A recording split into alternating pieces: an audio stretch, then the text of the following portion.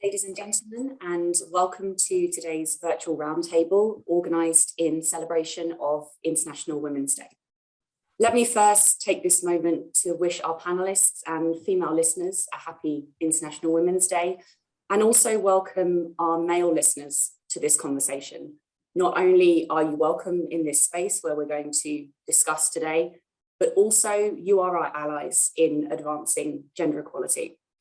We encourage all of you to engage with us during the next hour or so to share your perspective on the topics we're going to be covering, and also to join us in the discussion going forwards. We hope that this is the first of many conversations led by IFA about gender equality in the industry. So for any of you who are unfamiliar with IFA, the International Fertilizer Association, we are the only global fertilizer association with more than 400 members in 70 countries. And we represent providers of plant nutrition solutions, and that includes fertilizer producers, traders, distributors, and other associations as well. And our mission is very clear. That's to feed the world sustainably. Arguably, in today's world, that is a very complex challenge if we think about everything that is going on in the world around us. But it's a very clear mission that we have, and all of our panelists today are working for organizations that are also advancing that mission. Just to briefly introduce myself, my name is Laura Cross. I'm Director of Market Intelligence at IFA. And I'm going to be moderating our event today.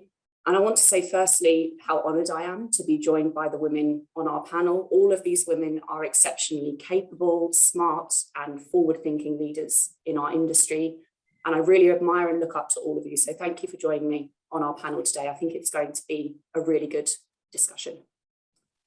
So our starting point today is the theme for the 2022 International Women's Day, which is Break the Bias.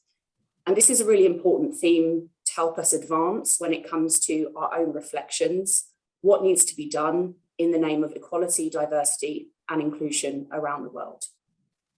However, we also felt this theme was a perfect opportunity to confront ourselves with the potential biases that women may have towards joining the fertilizer industry, the perceptions around what takes place in our industry, or indeed even the agricultural sector as a whole.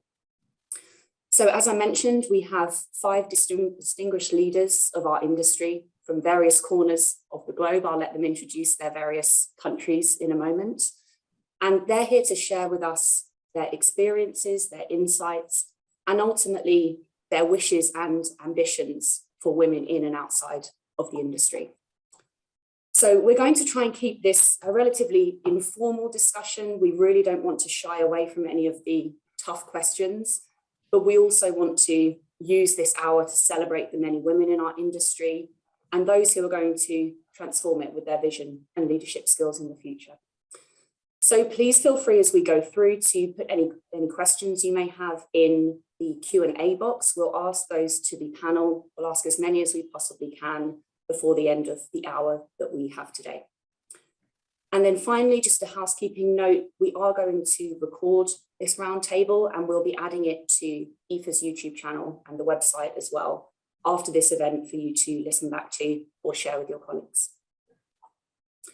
So I'd first like to do a quick round of introductions of our panelists, and I'll ask each of you to please introduce yourself, your company, your background, and also how long you've been in the fertilizer industry. So we'll go around in alphabetical order, if that's okay. So Ibtisam, we'll start with you if you could introduce yourself. Thank you. Thank you, Laura. I'm really glad to represent OCP Group today in this webinar and to discuss a topic that is really close to my heart.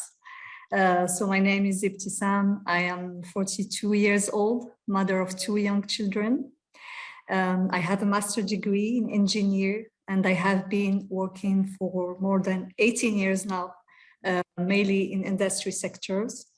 I joined my current company, OCP, 10 years ago, where I have fascinating and diverse career opportunities. I started by having position in strategy department, also international developments, working on African countries, commercial, And I spent my last 5 years in industrial operation, where I held several positions in industrial supply chain and held in several transformation program. And today I'm in a CEO position. I am CEO of DUC, which is an OCP subsidiary specialized in operations consulting, mainly in health, safety, and sustainability. For me, working for OCP is really contributing to its core mission, as you mentioned, of feeding the soil to feed the planet. It is also working for a diversity champion in Morocco, where huge efforts have been done this last 15 years to address the diversity biases. The proof is that today OCP is the first Moroccan company in Africa and the first mining company to be EDGE certified. Thank you, Laura, and I'm really glad again to be part of this webinar. Great, thank you, Ibtessam, and welcome to our discussion. Linda, we'll go to you next, if that's okay.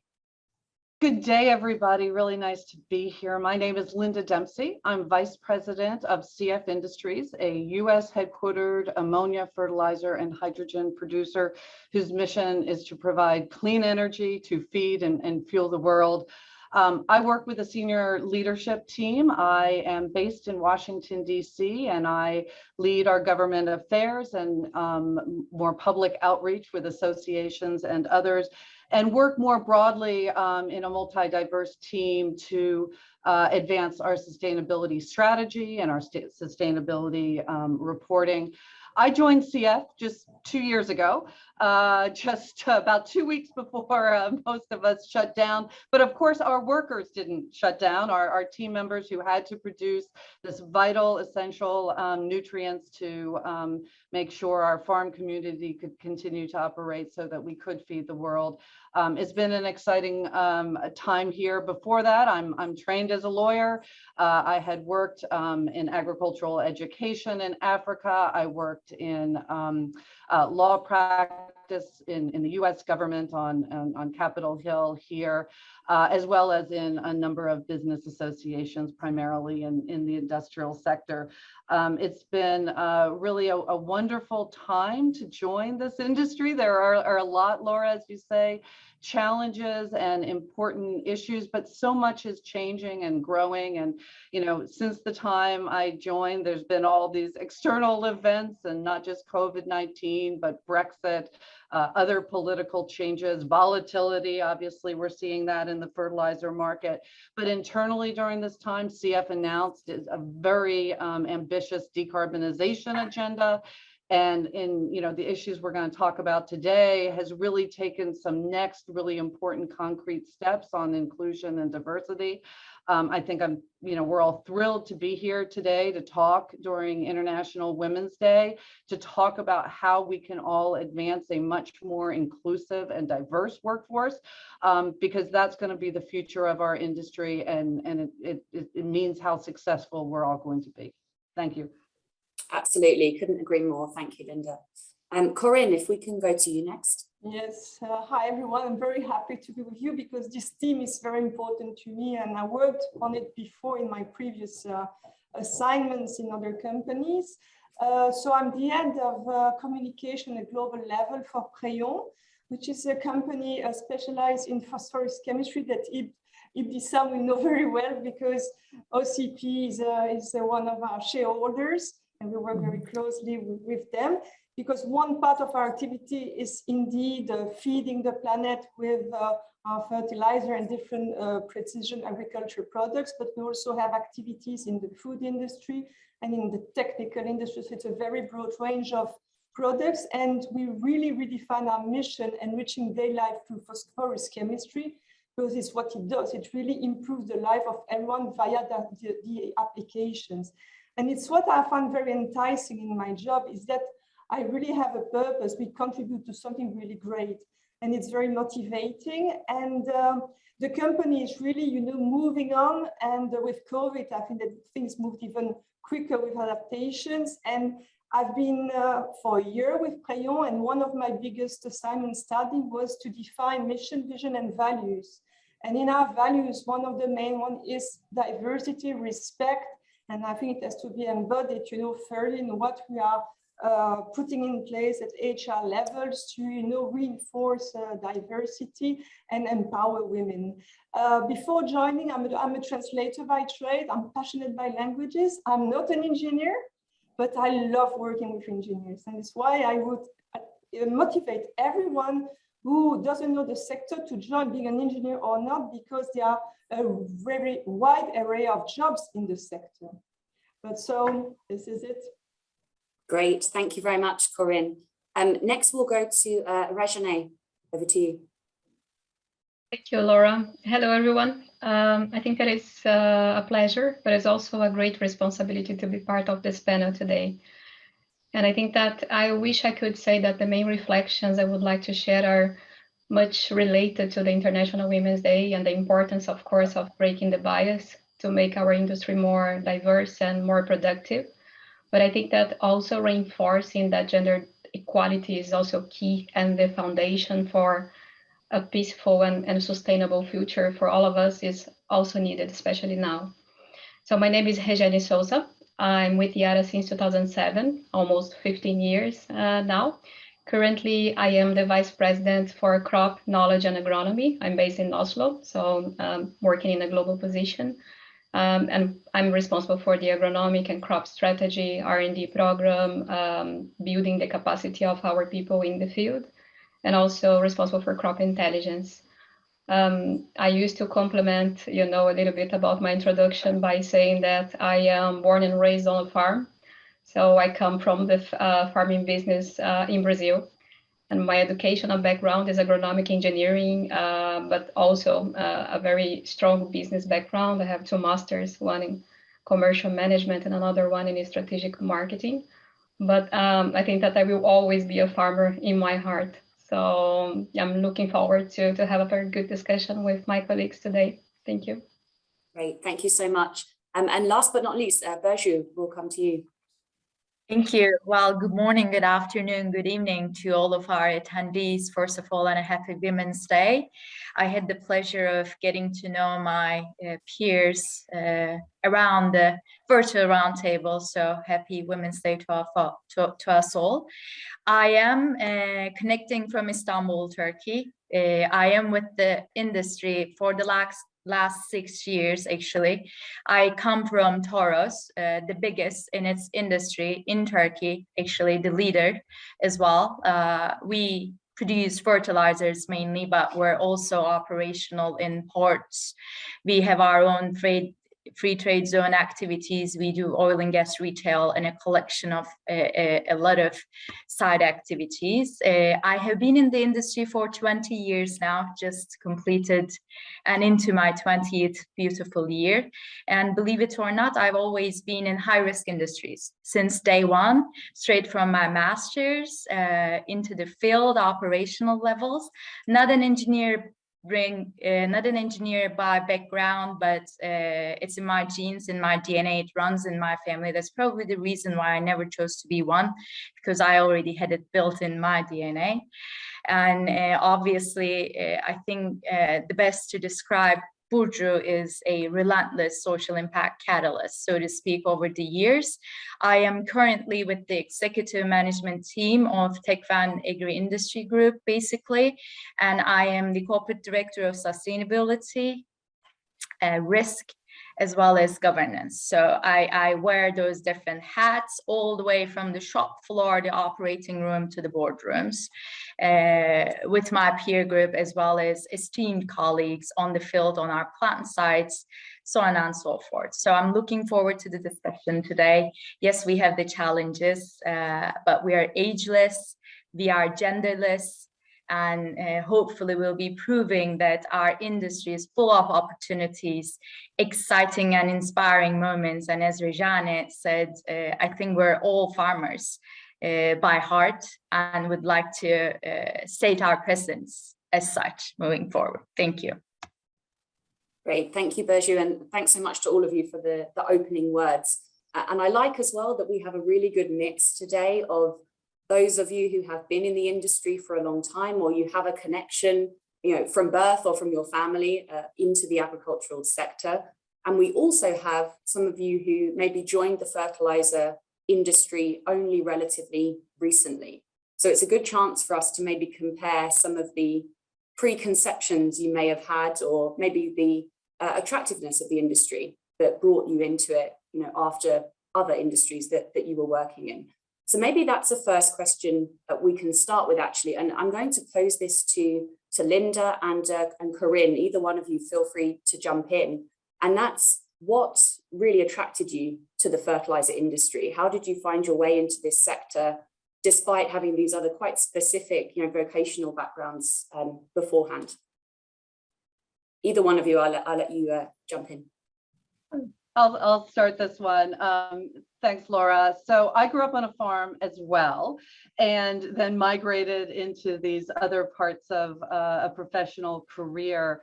But I really looked at fertilizer as joining so much of what I had done in my career in ag education, as I said, in Africa.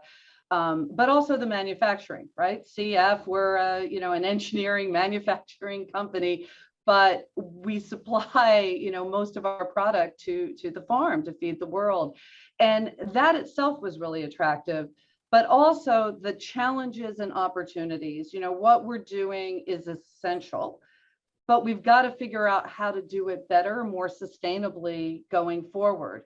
And so it's not an industry that's looking backwards. It's very much an industry that's looking forward, and looking forward in terms of policy, in terms of technology, and also looking forward in terms of its workforce. I'll say for me at CF, their commitment to gender equality and inclusiveness, which we see very much at the top and on our board.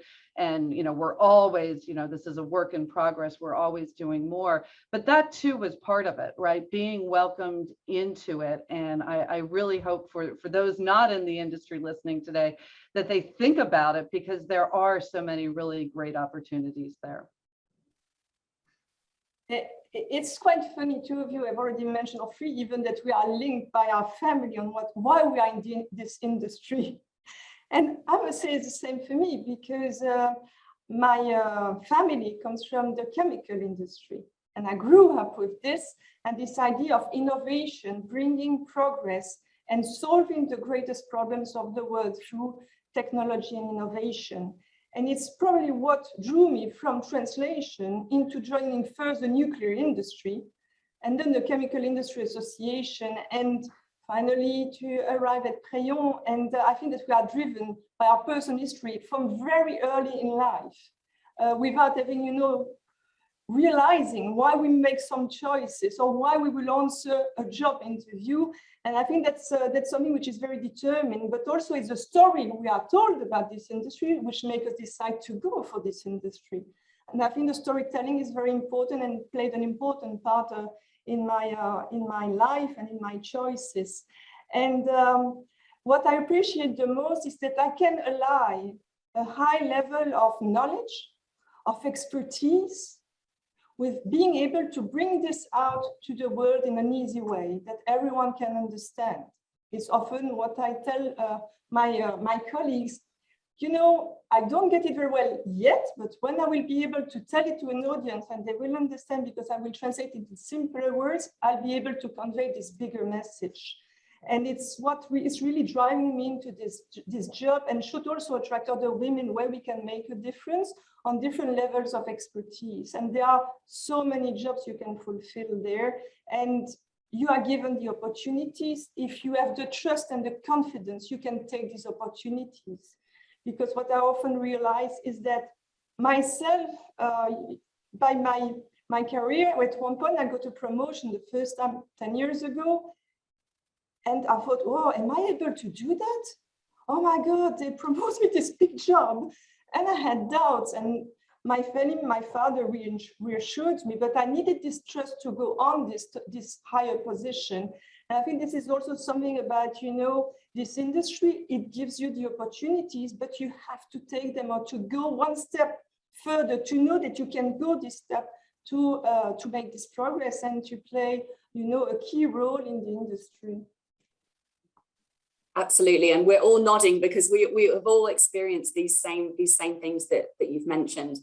And what is very, very interesting is that both of you in your responses there pulled out problem solving. And I think that that's something that maybe we don't always put that phrase at the forefront of what we have the opportunity to do in this industry. But when I think about people, you know, women in the future who maybe don't have the agricultural background, they maybe don't see the connection day to day from the farm through to our sector, that actually could be a really attractive proposition for them. This is an industry where there are so many opportunities and challenges, and it's actually a really strong arena to problem solve on a daily basis. And so I really like that you brought that out there. So to the rest of our panelists, I guess sticking on that theme, that maybe it will be slightly different from your perspectives as having worked in our industry for many, many years, is do you think that the external perception of the fertilizer sector has changed over time? Do you think it needs to change? Do you think there is more that we can do to bring more talented women into the fertilizer industry? And how do we do that? Again, same as before, I'll let any one of you jump in. There's no formal structure here. Laura, yeah, if I may, I think that it is changing, right, over time, but I would say that the pace should be much faster. In my opinion, I think that we still have a long way to go, but the good thing is that at least our industry started to realize that we need to do something, right? We don't need to have all the answers right from the start, but we need to act. We need to do something.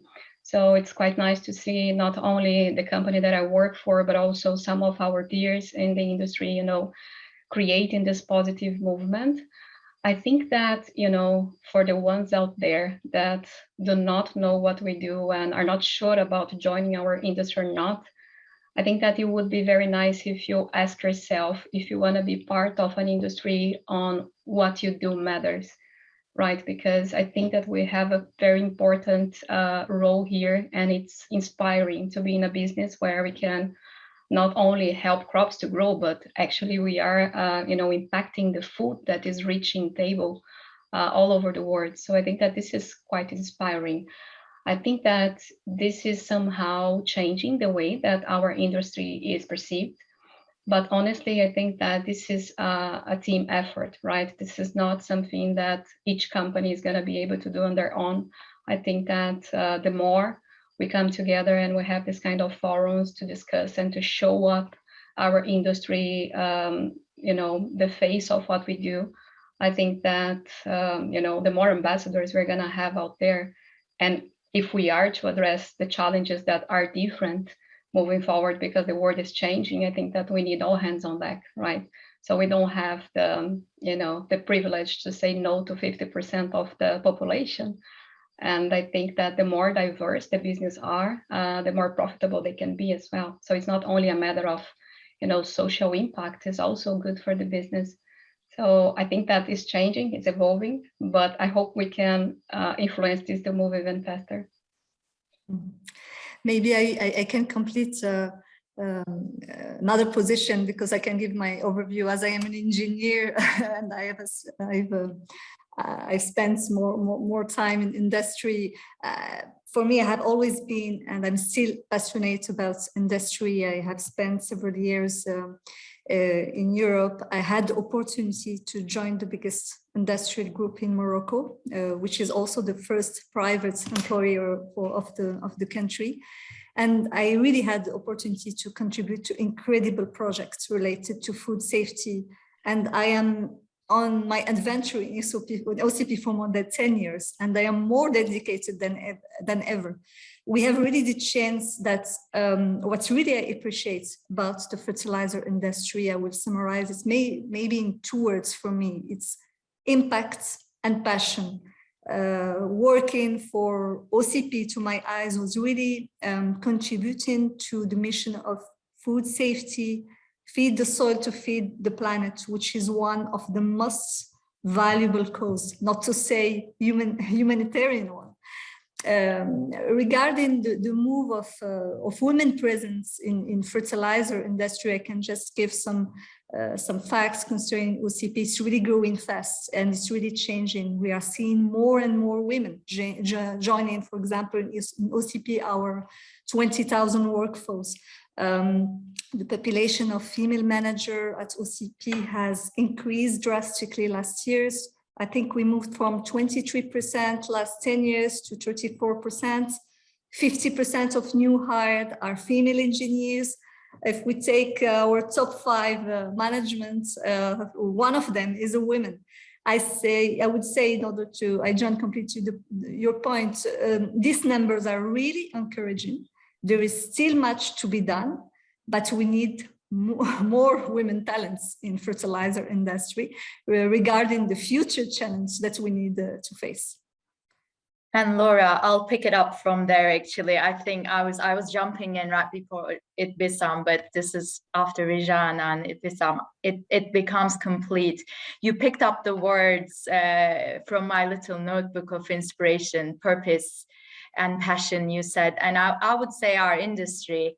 As I said in the beginning of my speech, I've always been in high-risk industries, but for me, it really resides with the value and the people. So our industry offers both, and it because the value is actually created by the people and it is created for the people. Regardless you're coming from an engineer background or farm, you implement, you generate something, and that value is consumed by the people who are created for those people by the people. So to me, I think I found the meaning to be able to translate that purpose, that passion and purpose into action. That's one of the reasons why I joined. And coming from the #1 company in Turkey, like we're the industry leader, basically it comes with its opportunities, as well as with a lot of accountability, a lot of responsibility it brings to your shoulders. I am proud to say that with our executive committee, top management, the 4 of the most critical roles, not to mention my own, not to give that pat on the back to myself, are actually dominated and managed by powerful women. Human resources, R&D innovation, operations planning, logistics, supply operations, integrated supply chain, as well as strategy, investor relations, and business development, and including my role, sustainability, risk management. Both includes protecting people, protecting what really matters, making sure that our assets are reliable, as well as making sure we do it in a responsible way in every place we go. But coming back to the question, as Rijan said, I think it's a yes and no. It's improving, yes, and I think it depends on the region and it depends on the generations as well. The generations are changing. They are more limitless, they are more free when it comes to the new generation. So they don't really define their boundaries by their backgrounds, but they look for purpose and they look for how to put that into action, which I think Ibtisam named this as passion. So I think we'll be more fortunate moving forward with the new generation coming forward, and they are challenging us to rethink through the values we bring to the table. And I think for the generation like us, I mean, being in the industry for 20 years, that gets me to almost mid-40s now, proudly and happily, but I have to undo a lot of skills as I have been moving up the ladder. And I had to redefine some of those skills to be able to stay relevant. I think the biggest challenge for us, while the empowered women are empowering the other women and the young graduates, we need to think through how we reskill, first de-skill, then reskill the entire industry. And it takes a lot of effort, concerted effort, joint effort, male and female alike. As I said, we should be staying genderless. That bias partially comes from those definitions that, yes, it's a fact. Yes, we need to be comfortable with the facts so that we can move forward. But at the same time, we should never let those facts curtail our progress forward. So let's reskill the entire industry to make it more colorful, to join and to excel. Thank you, Berju. I think that's that's really the perfect way to sum up what it is that we're talking about here, especially when it comes to the future of the industry. You mentioned something which I want to pick up on, which is, you know, the really quite impressive female representation that you have at your company, women in really senior leadership positions. And I think something that we often think about, the fertilizer sector is not alone when we talk about the improvement in gender diversity over recent years. However, there is still this spoken or unspoken, however we want to think about it, very male-dominated distribution at the top. So if I use IFA as an example, our board of directors, our executive board, we have one female CEO as a part of that. So I think a question we also have to think about, and you're right, it's coming, the generations are changing, but a question we have to think about is, how do we keep women within the industry as they progress through their careers? And I think, Regine, that's something I'd like to ask you, because I know you work on this a lot within Yara.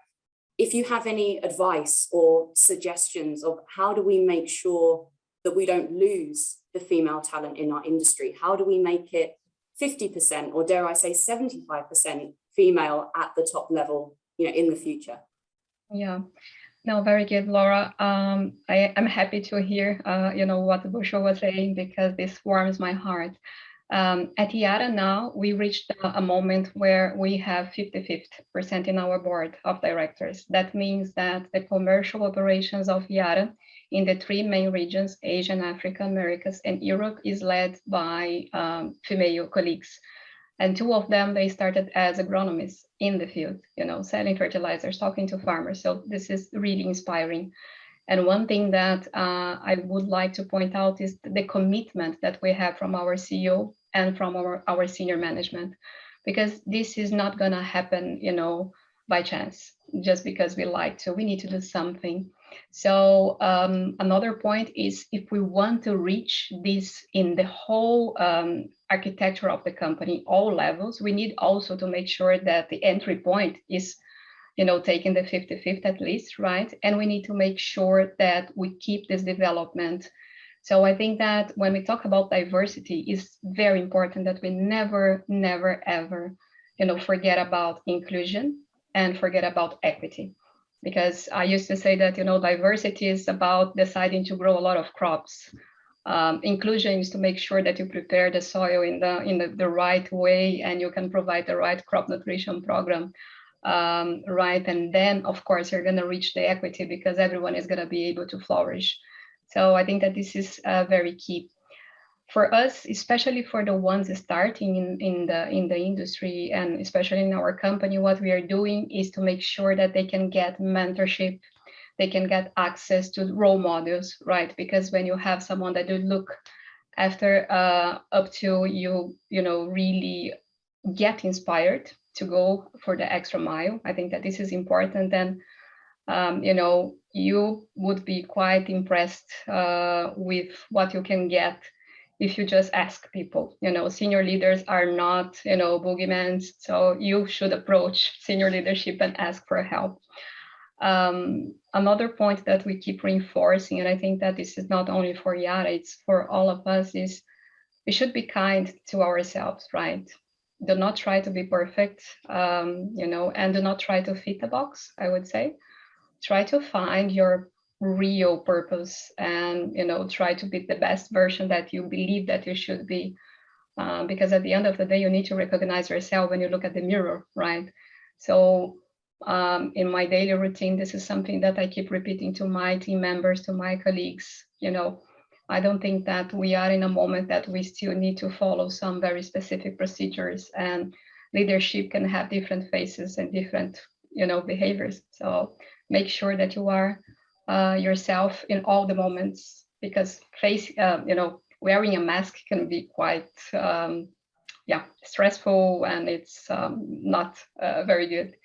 So I think that is important that we, as I said, keep going. Whenever you start moving, of course, you're going to face some barriers, but I think that is important that we get started. And as I said, for the ones that are not sure if they should be joining us, I think that you should reconsider and maybe talk to some of people that you can see in this panel, or maybe talk to some colleagues. I'm sure that you would fall in love with this industry, as many of us did, right, for a long time. Great, thank you, Regine. And actually, Ibtisam, yes, go ahead. Yes, I can maybe. Oh, sorry. Go ahead, Colleen. Go ahead. Just to follow the introduction concerning the women, I will hesitating to join fertilizer industry. I like a French proverb who says, "Il n'y a pas de forteresse imprenable." For me, there is no impregnable fortress for women. Women can attend any industry, should not hesitate to join fertilizer industry, because maybe they are historically male dominated, but fertilizer industry, as we all say this and we agree about it, is essential for the planet, for our future, for the future of our children. With the world population growing, we must ramp up sustainable food production, having a responsible fertilizer industry, and it's a key for its goal. And to do that, we need to have all the talents we can get, and specifically women talents. On the other hand, working really in the fertilizer industry, and I can personally, it gave me fascinating and diverse career opportunity. Women could be nervous or unsure about joining a traditionally male-dominated industry, but things are changing, evolving fast. My best professional experience for me was while really working in industrial operation. I was working with the diverse team, talented individual who are really passionate about what they do, and they're happy to share their experience. I have always felt that I have been given equal opportunity, and I would encourage any woman who have an opportunity in fertilizer industry really to take it. Yes, thank you. It's very interesting because we mentioned the top leaders who are really, inspiring figures, and especially if you see women in top positions, thinking like, I can do it too. But it's important that these inspiring figures start touching people very early in life, because we know that from 6 years old, you are already determined that a firefighter is a man and a nurse is a woman. And so from the early stage, I think that it's also part of the fertilizer industry to develop, is to have, role models who go into schools, but not secondary school or high school and university only, but also in primary schools, that children see with amazement that engineer women are making a difference in great industry, where they can finally find food on their tables, to make this link between industry and daily life. And I think can make a big difference also to fuel more women in STEM studies, because there are a lot of actions to promote STEM, because it's also the base to fuel this highly educated business we are in. So there are these two levels to enter, for me, on which we should work more on the image, on the promotion, on being present there, but I know it requires a lot of time on it, but it's really worth it, because we're investing in these children and these young people for our future, and building this confidence from the start before they enter the industry is also something I think we have to consider more and more, to find associations, because we are not the only one in the industry to have the same, issues of recruitment, have highly skilled people, and have more women among them will help us solve this gap we need in talents. And then there is something we didn't mention, and I don't have children, but some of you have children. It's also about this change in life. When you start a career, you're highly educated, you start everything, and then you have children and you have to keep up with a tough job. You are growing and then going with the children. Some people can do it quite easily. Some people, for it, it's more difficult. And there the companies have a very big role to play. And I was discussing that with an engineer at Préon who told me, yes, I had 2 children. Then I left for a while, and then Préon, I could come back, and I had a place, they shaped the job for me. And this kind of attitude of inclusion in the company, the way we see work in the company to accept that people can go, come back, and promote them, even give them the tools is very important, because in too many cases I hear friends who are engineers who make a choice to slow down for a few years because they have to keep up with families. I know what your experience are. And on the other side, I have a bias on me because people tell me, oh yes, it's normal you make a career because you have no children. So it's also interesting to see this bias with women, which is a question which would never be raised with men. And so I think that it's something also we need to consider in companies, and how, you know, we make people aware of this and to change behaviors. Laura, can I build on? Do you want to come in? Sorry. Yes, please. Go ahead. So much has been said that I agree with. You know, a few of the items, particularly from Corinne most recently. So when I was in the manufacturing industry, we did a lot of work to reach out to young people at the high school age. And, you know, the research that you're talking about is it happens even earlier. And so the need to reach out, and I know in the US, there's work that we do here to reach out on Fertilizer Day, but there's more that we need to do, and we need to reach parents as well to talk about the opportunities. You know, people want the newest, latest, you know, technology. For many people, seems like an exciting career, but that's what our industry is as well. We're developing and doing new technologies, both on the production side, but also on the farm techniques to address climate change and emissions. And so creating that excitement at the younger phase, but not forgetting the parents as well, because the parents have such a big influence. You know, do I want my son or daughter working in this industry? We need to talk about that. So the public perception is. The other piece is keeping the people that you have, helping them grow, and eventually getting them to those top leadership positions through all the difficulties and the challenges, be it, you know, women taking care of their kids, women taking care of their parents, or both.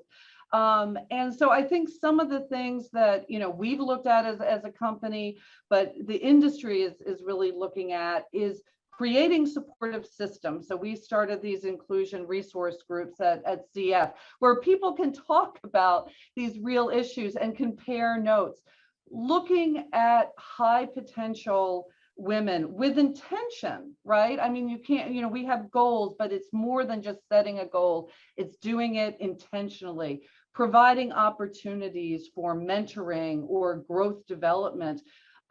And showing people that they have opportunities to learn more, being challenged, right? I don't think anybody here is doing the same sort of thing that they started their career doing, right? We all chose new challenges, and those are exactly the type of women we want to foster and grow. And I look at the women at CF, and we've had people come right out of college and move and advance. We've had other women come in running, you know, our strategy analysis section, you know, being general managers at our production sites, running our sales, right? There's all these opportunities, and we want to keep them engaged. And then that flexibility that I think a lot of us, you know, there's been a lot of challenges because of COVID. It's not, you know, for the people who did get to work at home, it wasn't easy, particularly for women. And so creating opportunities for childcare and other ways to deal with this. It's not, you know, it's not working at home, it's allowing our women to work. So I don't know, I'm sure we all have a lot more thoughts there, but those are just some of the things that I wanted to share.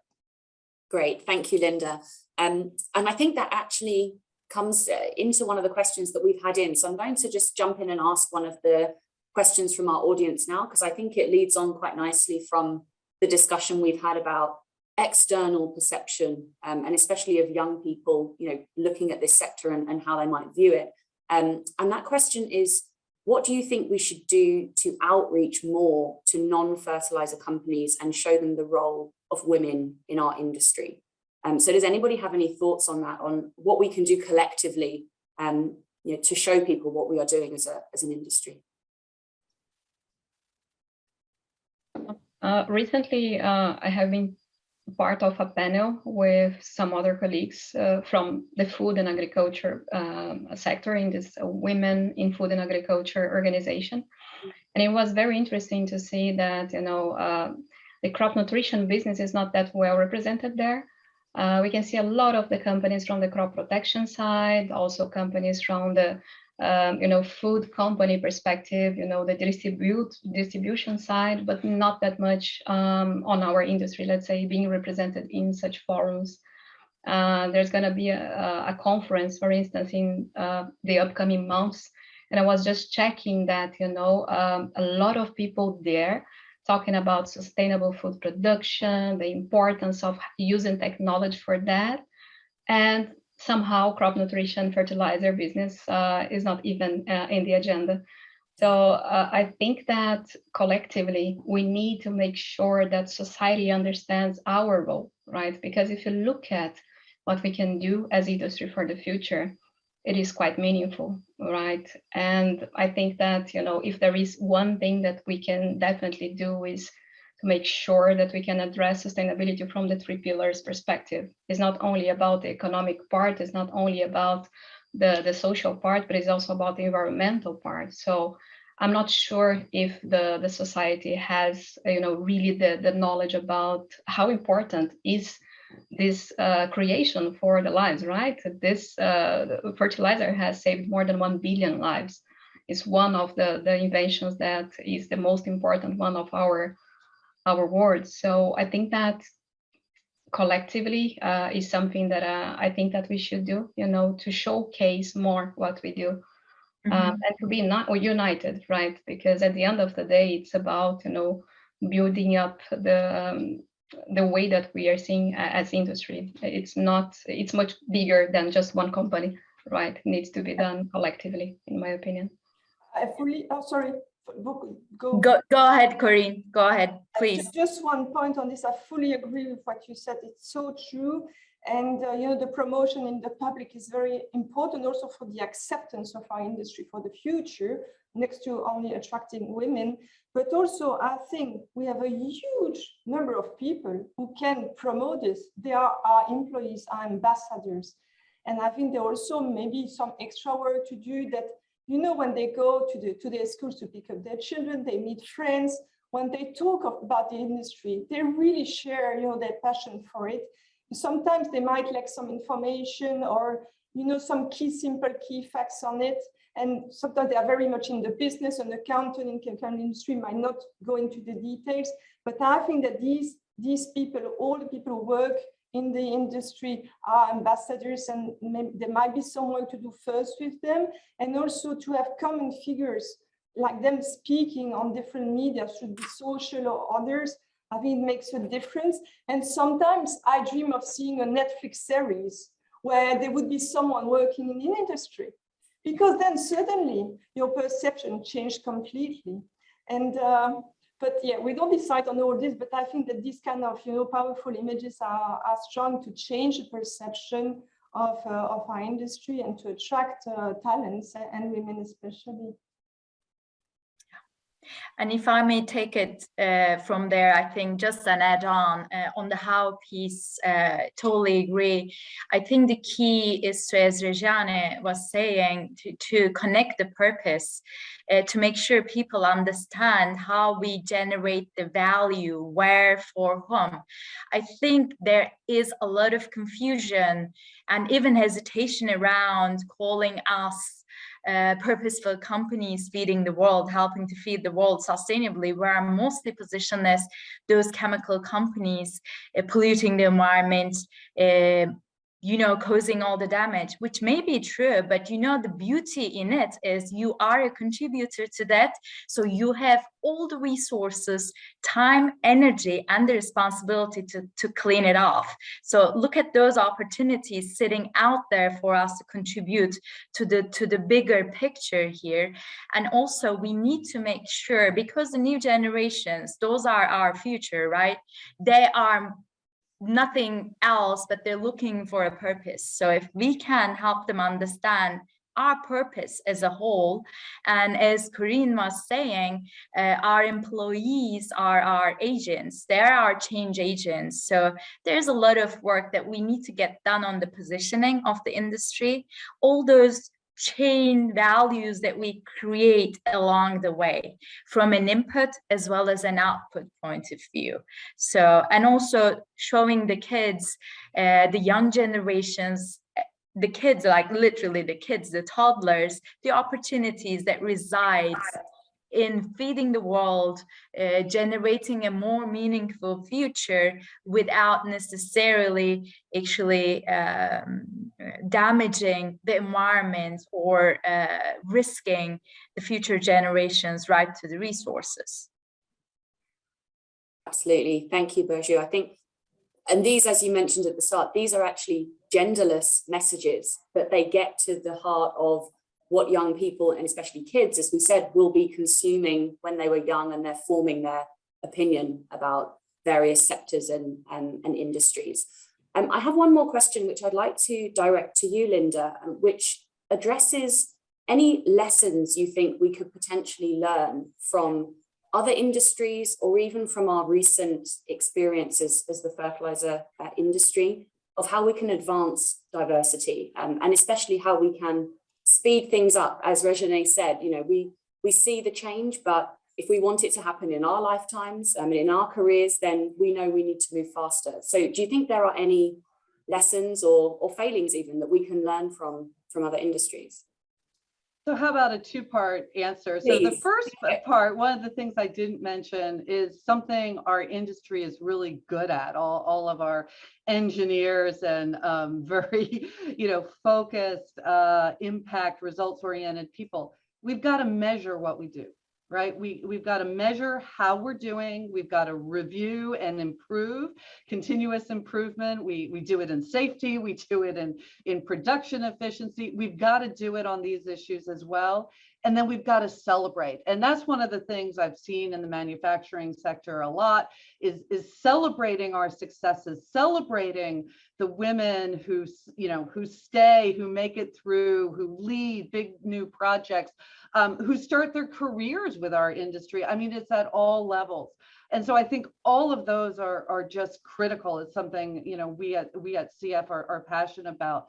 The other piece of this is, I think traditionally industry has been very focused on people with certain backgrounds and credentials.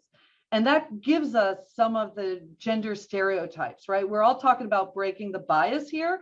So we've got to break that bias and look at different pathways to careers. And so there's work that CF is doing with one of the leading business groups here called Multiple Pathways.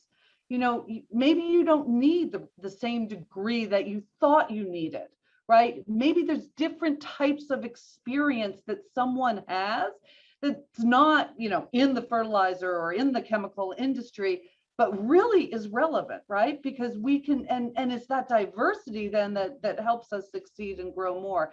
And so I think that's really one of the things that the industry should look at more broadly, not just being stuck in narrow models of, well, this is what, a process EHS manager's career should look like. Let's think about drawing people from different pathways.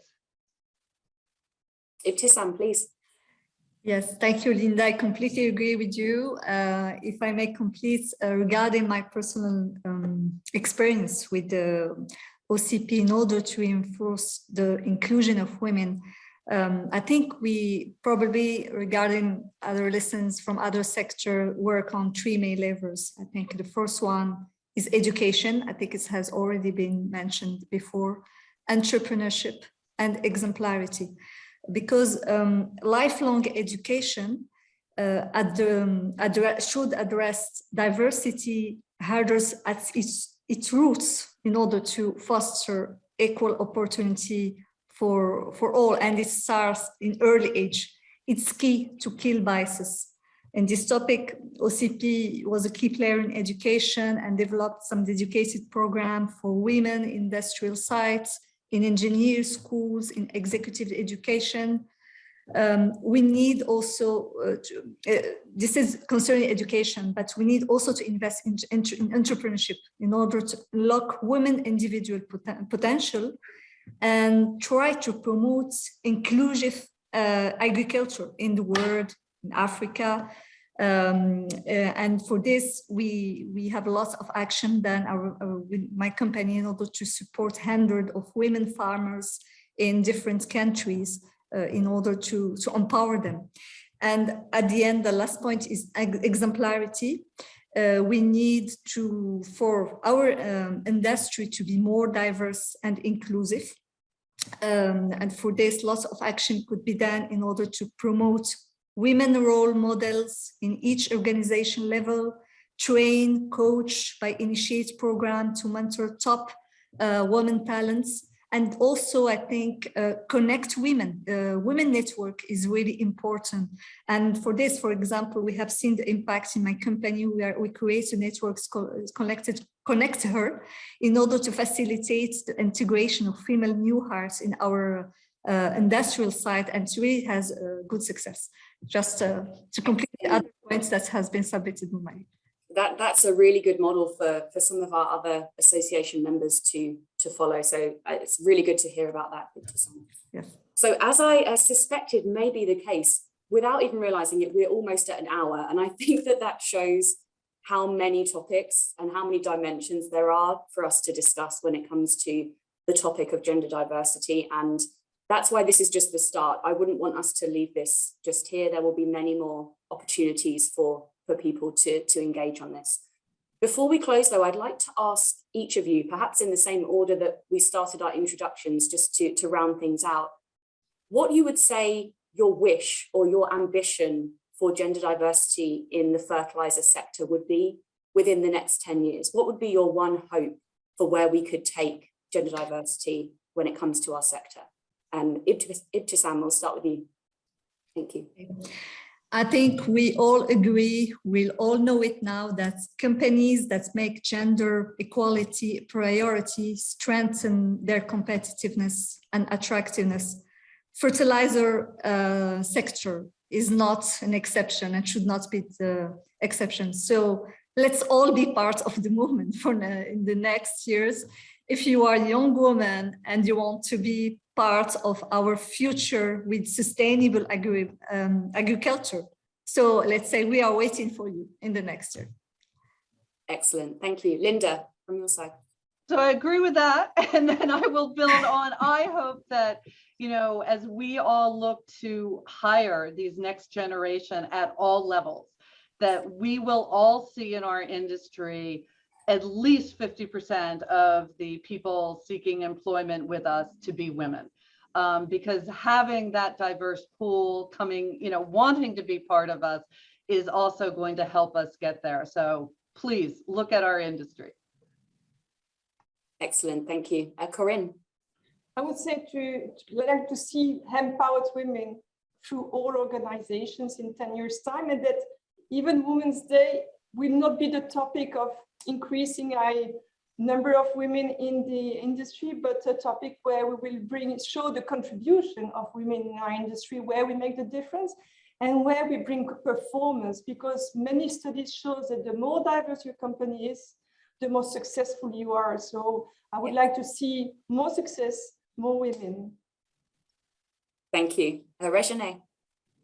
Okay, I hope that we make sure that D&I is everyone's business, right?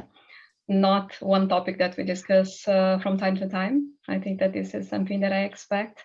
I also expect that for my male colleagues listening to us, I wanted to know that male allyship is extremely important in this journey.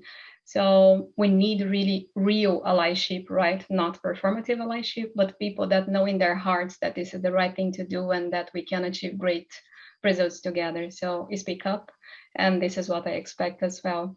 And last but not least, I think that, you know, whenever people start reaching higher steps, women start progressing in our organization, we should be using the privilege to make this positive change for the others, right? So I would hope that in the future, the panels, they are going to be quite diverse and with many different faces, because it's not going to be up to some of us, to come up with the messages. We're going to have a huge pool of talents. So this is what I expect. For sure. Burcu. And I've been smiling. I mean, I am in violent agreement with all my esteemed colleagues from all over the world. And I'm reading some of the comments, and I think you've seen it to make it easier for young women to move up and progress within the companies. So a big wow to that. I think that would be our hope moving forward, that there will be many women out there, not just women, many underprivileged, moving up the ladder as any privileged person could do. And to me, Linda has mentioned mentorship over and over again. And I am one of the abusers of mentorship and menteeships and reverse mentoring. I've taken so much out of it, and I am an official mentor to one of the esteemed education foundations in my country. My passion is to grow the young girls and women all across the country, helping them on their journeys. I think one last thing that I could leave our very engaged, esteemed participants, just to give them a tip on how does it become easier to move up the ladder. I think we all need to make sure we stay relevant. Guys, I mean, men and women, we have to stay relevant all the time. And that helps with your skill set. And it's not just engineers or, agronomists, or I'm not naming any names. Just stay relevant. Just build those translatable skills that's going to come with you wherever you go. And stay engaged. Engagement inside and outside. Make sure that you bring those skills alive and that you actually find the inspiration. If you cannot find it inside, there will be a way to find it outside. So mentorship helps. Find a good mentor who inspires you. Stick to that person. I have 3-4 active mentors who has been helping me throughout those 20 years I'm still engaged with. And I am so fortunate, and I'm still I'm learning a lot from it. And you know what? Stay women, I was going to say, but I think Rejane said it, Ibsbitam, Corinne, we all did. Stay human. Just be nice. Stay human. Just get out there and make sure you stay human as you move up the ladder. Don't lose that. Absolutely. I think that's a really pragmatic point for us to end on, is that everybody on this panel is individual and has their own strengths that they're bringing to the industry. So we're striving for all of these things that we talked about, but that's a really nice note for us to end on, is the human component of it. We're all human as well.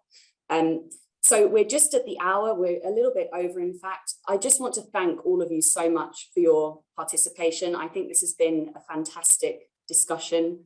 And like I said, the first of many, here's hoping. So thank you to all of you. Thank you to our listeners as well. We had a number of great questions coming through. And for anyone who would like to know more about the gender diversity initiatives at IFA, please get in contact with my colleague, Margot. Also, a big thank you to her for organising the behind the scenes of this session and all of the good work that she's doing there. If you have any questions or want to know more, please get in touch with her. And then last but not least, as I mentioned at the start, we've recorded this event. It will be available shortly on our various platforms and on the YouTube channel. And I think that would be a great follow-up, is if each of us can share this with someone in the industry or outside of the industry, to have that first understanding of what we're doing and what we stand for when it comes to gender diversity. So thank you all again. Happy International Women's Day again. And we look forward to many more of these discussions in the future. Goodbye. Thank you, Laura. Thank you. Bye. Bye. Bye.